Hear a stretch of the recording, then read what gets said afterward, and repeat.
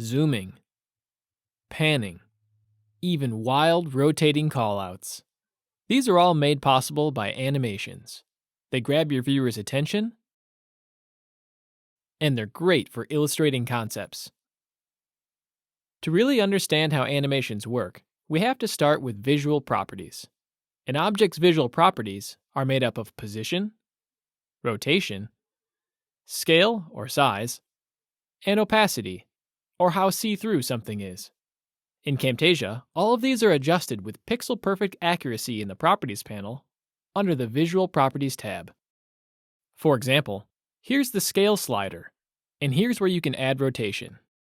Most people take a more hands-on approach by arranging media directly on the canvas. But any arrangements made on the canvas are always reflected in the Properties panel.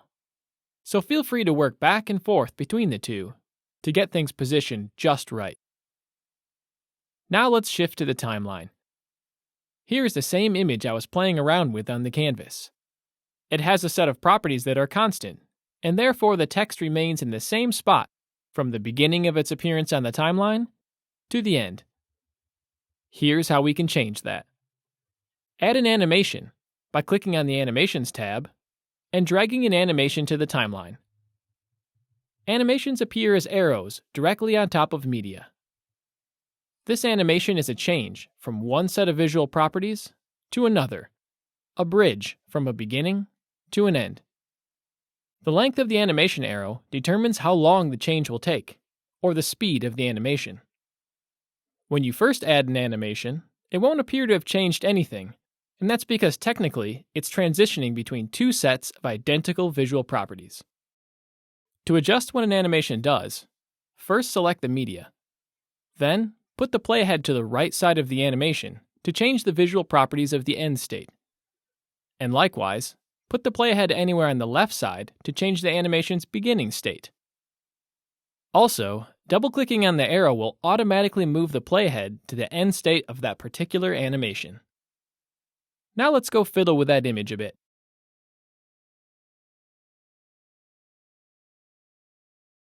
Let's preview what we just did.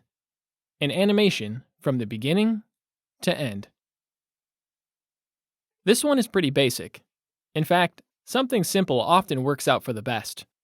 But the freedom is there to achieve complicated effects with a little experimentation.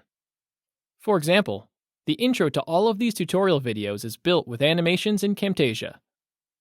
Notice how I even use animations on groups. This is handy if you need to move multiple objects all at the same time. Let's keep going and explore a couple more animation options. By right-clicking on an animation, you can copy and paste. You can even copy and paste from one clip to another. This would be useful, say, if you wanted a set of different images to all animate in the same fashion.